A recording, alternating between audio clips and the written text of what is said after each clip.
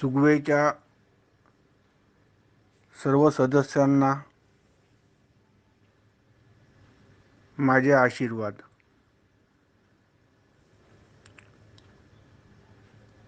आज तिसऱ्या ओवीनी सुरुवात करूया आपण. संकल्प आणि विकल्प दोन्ही न दिसती अल्प, सुख पावले अमूप म्हणून या.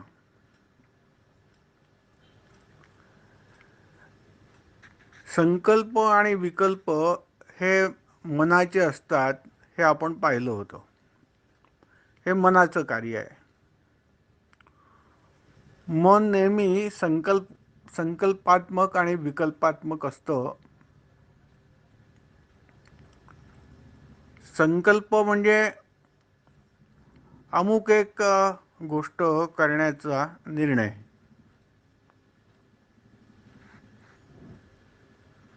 यांना माझ्या मुलीचं लग्न करून देईन, हा झाला संकल्प.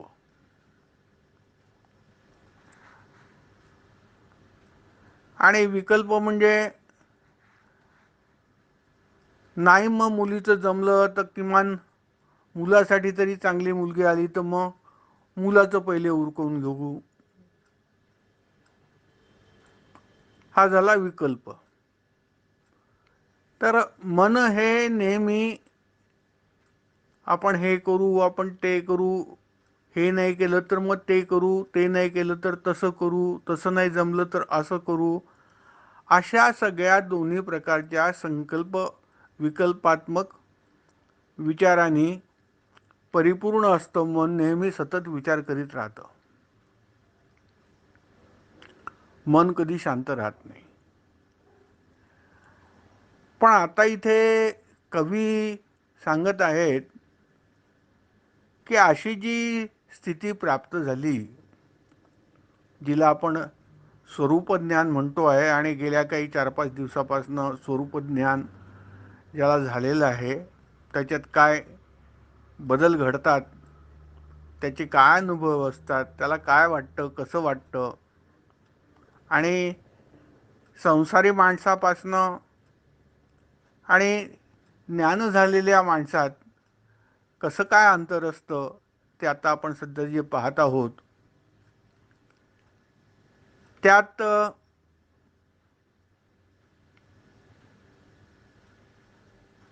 ज्याला ज्ञान झालं आहे, ज्याला स्वरूप कळलेलं आहे आपलं, त्याविषयी आता कवी सांगतायत.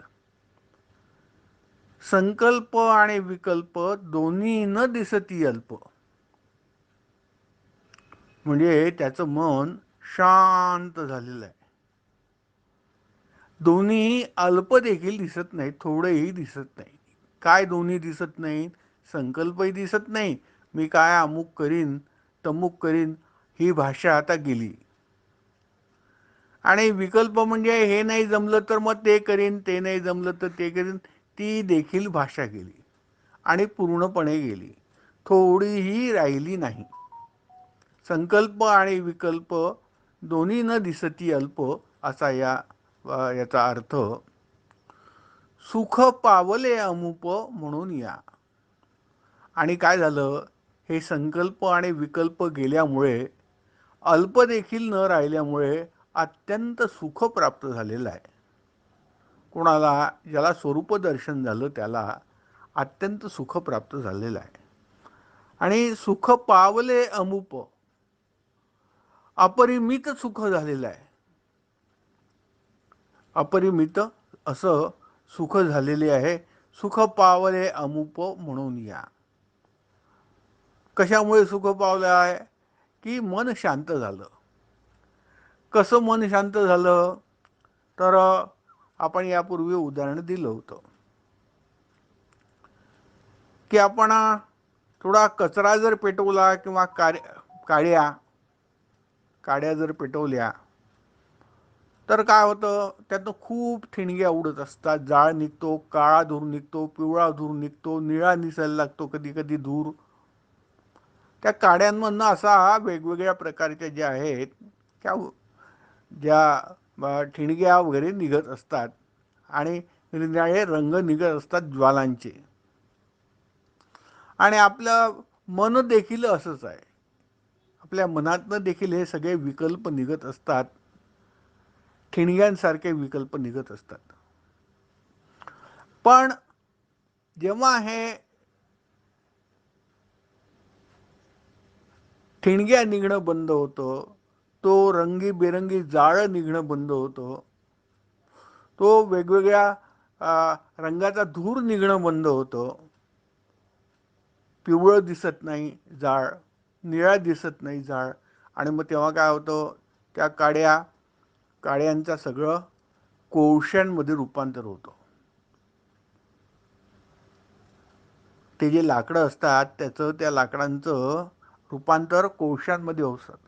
आणि मंदपणे तो कोळशातला जो अग्नी असतो तो धगधगत असतो.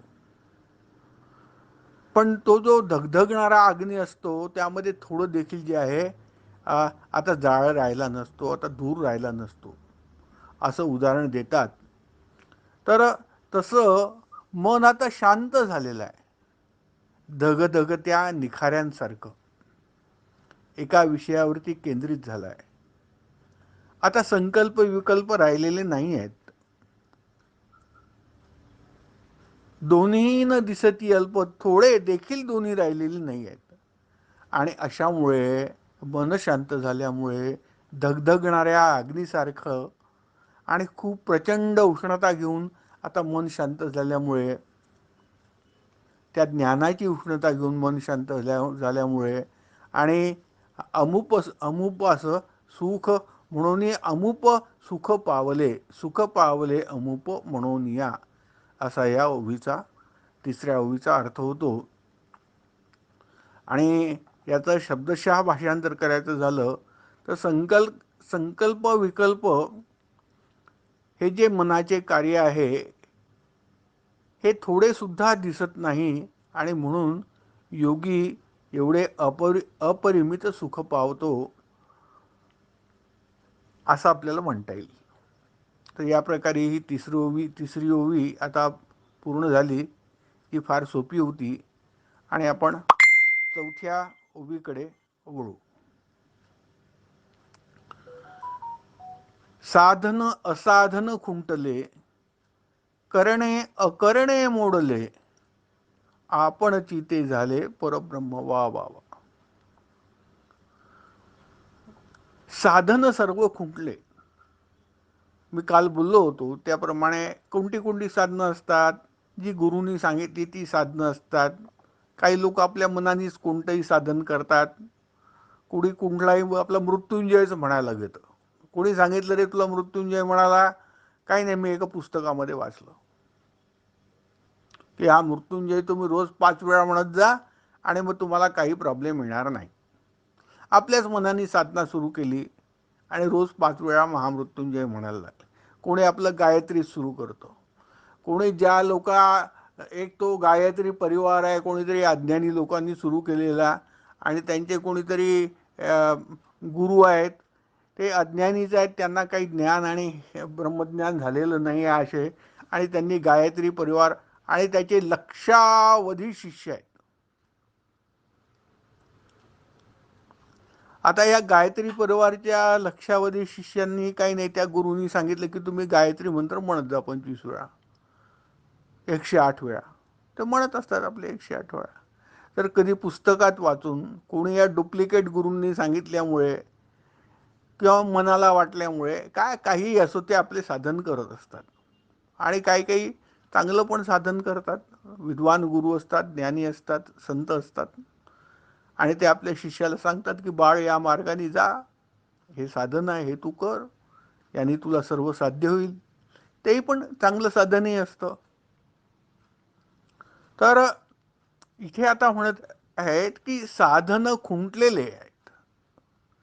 म्हणजे आता साधन करण्याची काही आवश्यकताच नाही राहिली.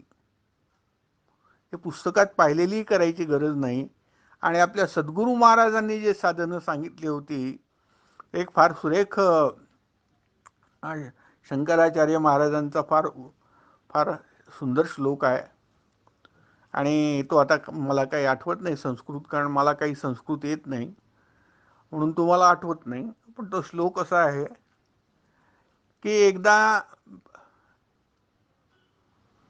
नावेमध्ये बसून नदी जर पार केली कोणत्या गावाला जाण्यासाठी, आणि नदी पार केल्यानंतर नाव तिथे सोडली आणि तो ग्रस्त आपल्या त्या गावामध्ये जिथे जायचो तो निघून गेला. आता तिकडे निघून गेल्यानंतर तो कशाला त्याची आठवण करणार आहे, मी कोणत्या नावेतनं आलो आणि त्यावेळेला काय मला जे आहे त्याचे त्रास झाला किंवा त्यावेळेला काय स्थिती होती त्या नावेची, काय कुठे छिद्र पडलं, काही त्याची आठवण्याची गरज नाही नावेबद्दलची. ती जुनी नाव होती की नवीन नाव होती काही गरज नाही. तर या उदाहरणामध्ये नाव म्हणजे साधन, म्हणजे आपलं जे लक्ष आहे, आपल्याला आत्मज्ञान साध्य करायचं आहे, तिथे आपण पोहोचल्यानंतर मग आपण कोणतं साधन गुरूंनी सांगितलं आणि कोणतं साधन केलं होतं आणि कोणतं नाही केलं होतं त्याची काही लक्षात ठेवण्याची आवश्यकता नाही आहे. म्हणून इथे केव्हा आत्मज्ञान झाल्यावर, आणि म्हणून आत्मज्ञान झाल्यावरती साधन खुंटले असं इथे हे आपले कवी म्हणतायत, मुकुंदराज महाराज बोलतायत की साधनं खुंटले. आता तिची गरज नाही साधनाची, त्या नावेची गरज नाही. झालं आता त्या नावेने आपला आलो आम्ही इथपर्यंत आणि नदी ओलांडली. आता आम्हाला ज्या गावाला पुढे जायचं आहे तिकडे आम्ही जे आहे जातो आहोत. आता नावेची काळजी करायची गरज नाही, त्यामुळे साधनाची काळजी गरज नाही, असं तिथे असं साधनं खुंटलं.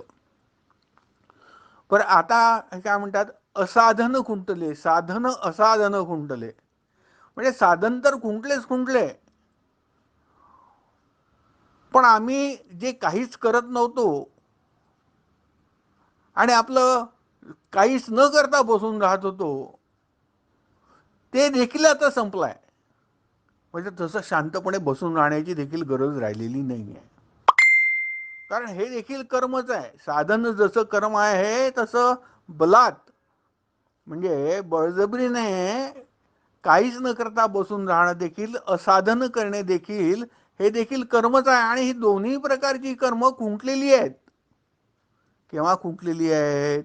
जेव्हा ज्ञानप्राप्ती झाली, भगवंताचं एकदा दर्शन झालं, ते जे आहे परमात्म्याचं पाहिलं, सुमुख पाहिल्यानंतर, परमात्म्याचं दर्शन झाल्यानंतर, आणि तो जो आनंद आहे त्या आनंदात कुठे त्याची आठवण आहे आता कसलं साधन केलं होतं आणि कसलं साधन खुंटलं, कसलं असाधन होतं आणि कुठे बसलो होतो आपण, त्याचं काही नाही.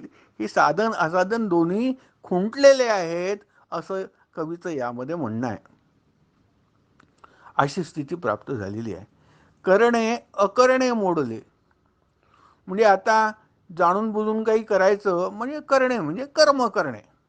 कोणते कर्म करणे? उदाहरणार्थ आपण कर्मकांड करतो एखाद्या वेळेला त्या परमेश्वराच्या प्राप्तीसाठी जे आहे, किंवा स्वर्गप्राप्तीसाठी अमुक यज्ञ करतो, अमुक हवन करतो, अमुक मंत्र जप करतो, अमुक अनुष्ठान करतो. हे सगळं करणं किंवा कर्म आलेलं आहे, हे देखील आता मोडलं. आणि अशा स्थितीमध्ये हे साधक पोचलेले आहे की ते आता ज्ञानी झालेले आहेत. आणि त्यामुळे काही त्यांना कर्म करण्याची आवश्यकता राहिलेली नाही आहे, कुठल्याच प्रकार कर्मकांड करण्याची काही गरज राहिलेली नाही आहे.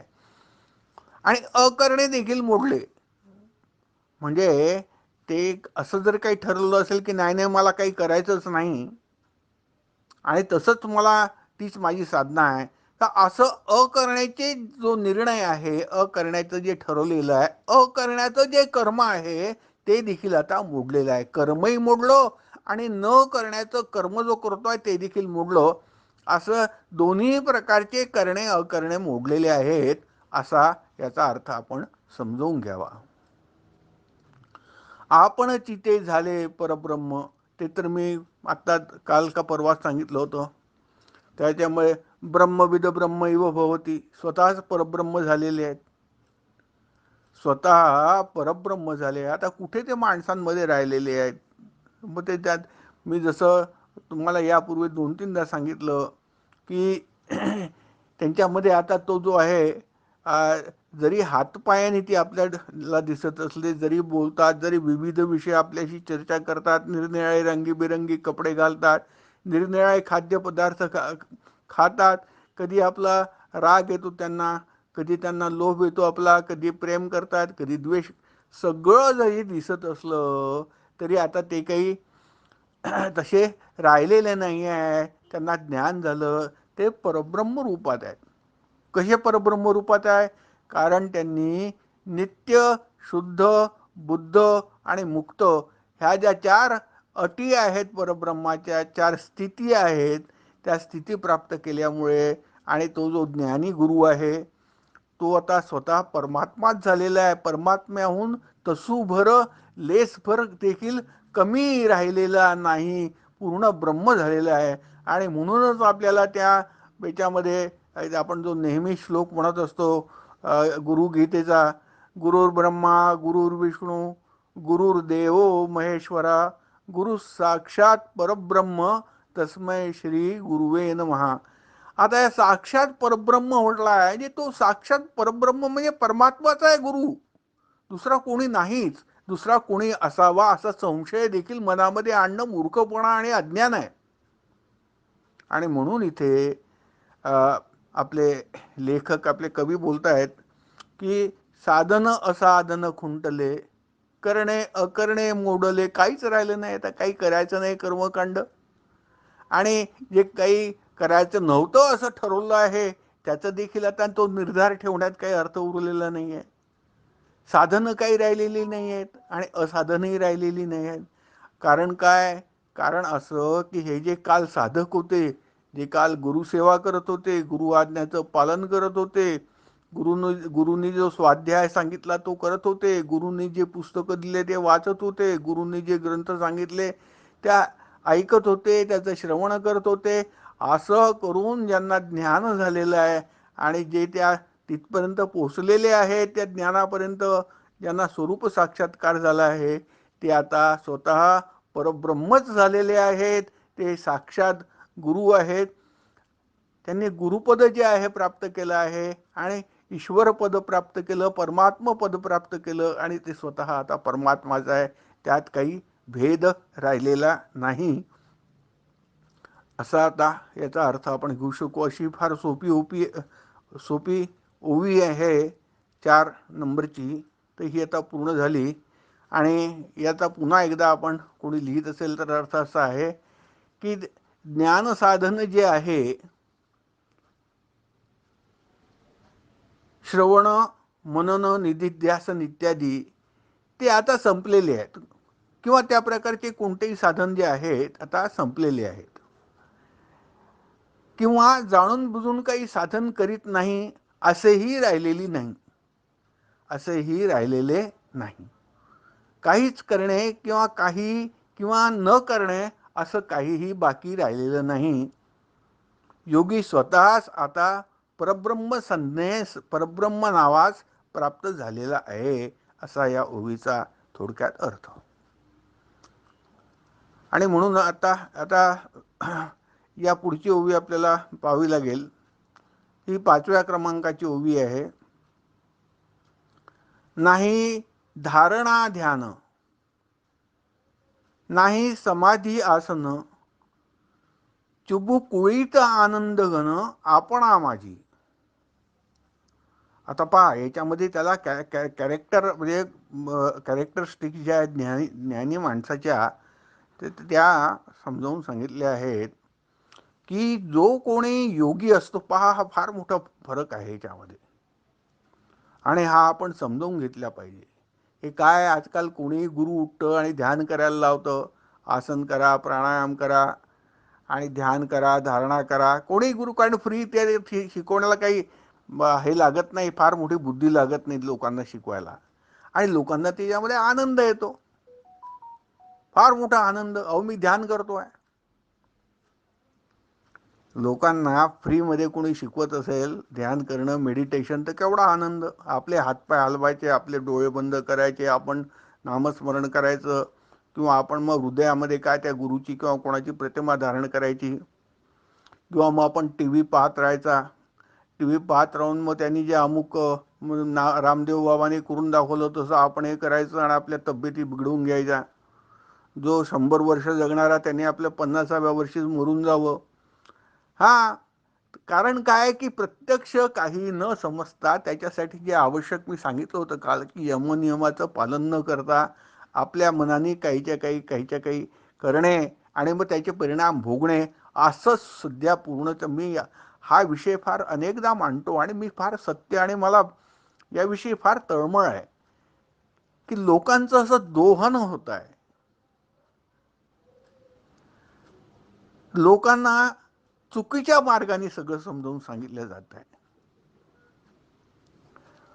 नाही धारणा ध्यान, नाही समाधी आसन. आता मी हा फरक समजून तुम्हाला सांगत होतो की जे समाधी करतात, जे ध्यान करतात आणि कल्पना करा की त्यांना त्यांची समाधी लागली जरी, कारण समाधीच्या पुढे काहीच नाही आहे योगामध्ये. या अष्टांग योगामध्ये शेवटचं आठवं जे आहे अंग कोणतं आहे? हो, यम नियम आसन प्राणायाम प्रत्याहार ध्यान धारणा समाधी. समाधी शेवटचं आहे ना, समाधीच्या पुढे काहीच नाही. पण त्याला का ती समाधी समजा प्राप्त झाली, संप्रज्ञात झाली, त्याच्यानंतर त्यांनी कैवल्य प्राप्त केलं, असंप्रज्ञात झाली, तरीही त्या योग्याला दररोज समाधी लावून बसणं, आसन लावून बसणं आणि समाधी लावून बसणं भाग आहे. कारण समाधीमधनं व्युत्थान झाल्यानंतर तो पुन्हा मग आपल्या रोजच्या खाण्यापिण्याच्या कार्यक्रमाला लागून जातो. सामान्य जीवन जगायला लागतो, सामान्य विचार यायला लागतात, सामान्य हावभाव करायला लागतो. सामान्य त्याचं जे जीवन आहे ते तो जगायला सुरुवात करतो. समाधी आहे तोपर्यंत समाधीच असतो. आणि हा दोष आहे. म्हणून समाधी ज्यांना झालेली आहे, समाधी लाभ ज्यांना झालेला आहे, ते लोक रोज समाधी करतात. इवन फार मोठे मोठे जरी साधू संत असले, फार थोर असले की ज्यांना ज्ञानही झालेलं आहे आणि ज्यांना समाधी लाभही झाला आहेत आणि जे सिद्ध पुरुष आहेत, ते देखील दररोज समाधी करतात. खपती बाबा रोज समाधी करायचे. 2 तास 3 तास 4 तास, कधी कधी रात्रभर, काही विचारू नका, समाधी करायची. त्याचप्रमाणे ज्याला ज्याला ईश्वर सिद्ध झालेला आहे, कारण जसं हा योग आहे तसा भक्ती योग. आता भक्ती योगामधनं रोज भक्ती करून करून करून करून त्याची पण जे आहे, मी काल तुम्हाला जे लक्षण सांगितले होते, अष्टसात्विक लक्षणं तुम्हाला सांगितले होते, अष्टसात्विक भाव, ते ज्याला प्राप्त झालेले आहेत, अष्टसात्विक भाव पूजापाठ करून करून देवाची ईश्वराची हे कीर्तन नामस्मरण करून करून, अशा त्या भक्त माणसाला आयुष्यभर त्याच्या शेवटपर्यंत मृत्यूपर्यंत जे आहे त्याला ते अष्टसात्विक भाव कायम ठेवण्यासाठी सतत देवाची पूजा करावीच लागणार आहे. तात्पर्य मला थोडक्यात एवढं सांगायचं आहे की ज्ञान मार्गाने आपल्या जो भक्ती मार्गाने जाईल त्याला पूजापाठ आयुष्यभर करावे लागतील. जो आणि अष्टांग योग मार्गाने म्हणजे मेडिटेशन योग वगैरे या मार्गाने जो जाईल त्याला आयुष्यभर मेडिटेशन करावं लागेल. अहो, मग असं आहे तर इथे काय लिहिलं आहे? नाही धारणा ध्यान, नाही समाधी आसन. कवीने का लिहिलं? एवढ्यासाठी लिहिलं की मात्र श्रवण मनन निधिध्यासन आणि गुरुसेवा, आपल्या सद्गुरूची, आपल्या ज्ञानीगुरूंची सेवा करून जो जात असतो, जो ज्ञान मिळवत असतो, त्याला मात्र ही ध्यान करायची गरज नाही, धारणा करायची गरज नाही, समाधी लावण्याची गरज नाही, आसनात देखील बसण्याची गरज नाही, काही गरज नाही आहे. आणि एकदा ज्ञान झाल्यानंतर ते ज्ञान तो कधी विसरतही नाही, कधी विसरत नाही. आता उदाहरणार्थ एखाद्या लहान मुलाला, आता लहान मुलांनंतर काही जातपात काही कळतच नाही, पण विषय निघाला शाळेमध्ये आणि शाळेमध्ये फॉर्म भरायच्या वेळेला एखाद्या लहान मुलांनी जात लिहिली ब्राह्मण, आता ब्राह्मण जात लिहिल्यानंतर त्याला काय आयुष्यभर लक्षात ठेवावं लागतं का? घोकमपट्टी करावं लागते, मी ब्राह्मण आहे, मी ब्राह्मण आहे, मी ब्राह्मण आहे, 24 तास लक्षात ठेवावं लागतं का? नाही नाही नाही, काही गरज नाही. मी ब्राह्मण म्हटलं किंवा दुसरी कोणती, कोणाचं क्षत्रिय असेल, कोणी वैश्य असेल, कोणी क्षुद्र असेल, कोणी आणखी कोणी वनात राहणारा असेल, कोणी असो, तो मला काही विशिष्ट जातीबद्दल नाही म्हणायचं. पण ते जसं त्या ब्राह्मणाला एकदा फॉर्ममध्ये त्या लहान बाळाला, त्या लहान मुलाला कळलं की माझी जात ब्राह्मण आहे, त्यानंतर आयुष्यभर त्याला काही ती पाठ करावं लागत नाही, घोकमपट्टी करावं लागत नाही, ते सहज त्याला माहिती असतंच. तो सकाळी फिरायला निघाल्यानंतर रात्रीपर्यंत कोणी भेटला आणि कोणी जर विचारलं की काय हो तुमची जात कोणती आहे, तर काही त्याला आठवून सांगायची गरज पडणार नाही, ते सहज त्याच्या लक्षात राहील. जसं सहज त्याच्या लक्षात राहील, ती काही आठवण ठेवण्याची काही गरज नाहीये त्याला, पाठ करण्याची गरज नाहीये त्याला, त्याच्यासाठी काही कुठे नोंद करून ठेवण्याची गरज नाहीये त्याला. त्याचप्रमाणे ज्याला ज्ञान झालेलं आहे, त्या ज्ञान झाल्या माणसाला मी ज्ञान झालाय मला सांगण्याची गरज नाहीये, मी ज्ञानी आहे म्हणण्याची गरज नाहीये. हे लोकच समजतात. त्याला स्वतःला 24 तास त्याचं भान असतं, त्याला त्याचं विशेष भान नसतं, पण सामान्यपणे भान असतं. जसं मी ब्राह्मण आहे हे त्याला सामान्यपणे भान आहे, विशेष भान नाहीये त्याला. तो आपल्या कामात आहे, त्याला काय माहिती. जोपर्यंत तो कोणी विचारत नाही, जात हा विषय निघत नाही, तोपर्यंत कशाला सांगणार आहे की तो मी ब्राह्मण आहे म्हणून, नाही सांगणार. तद्वतच हा ज्ञानी जो आहे, हा याला माहितीच आहे मी ज्ञान, याला काही हे सगळे सोंग करण्याची गरज नाही, ढोंग करण्याची गरज नाही. काही त्याला मोठे देव घेऊन बसून आणि पूजा आरत्या काही करायची गरज नाही. आणि वेगवेगळे तुम्हाला तर काही फार विनोदी, हो ते काही तर या भक्ती मार्गातले गुरु आहेत विदेशामधले, ते काय पोशाख घालतात तुम्हाला सांगावं. पूर्वीचे जसे राजे महाराजे घालायचे तसे हे निळे हिरवे पिवळ्या रंगाचे आणि मुकुट बिकुट करून पोशाख घालणारे गुरु. आणि त्यांचे मी पाहिलं कितीतरी. तो एक महाराज आहे जर्मनीमध्ये, तर तो पूजा करतो आणि मग त्याचे सगळे ते जर्मन आणि इकडले आणखी युरोपियन काही जे आहेत त्याचे शिष्य आहेत, ते सगळे भोवती जमलेले असतात. काय नुसता ड्रामा, नुसती नाटकं. कुठे देव? अहो देव हे असे सगळ्या नाटकांना कुठे देव हे घालणार आहे का, भीक घालणार आहे का तुमच्या? नाही नाही. देवालाच दर्शनासाठी स्वतः देव होऊन जावं लागतं, स्वतः देवासारखं राहावं लागतं. तर मला हे सांगायचं याच्यामध्ये की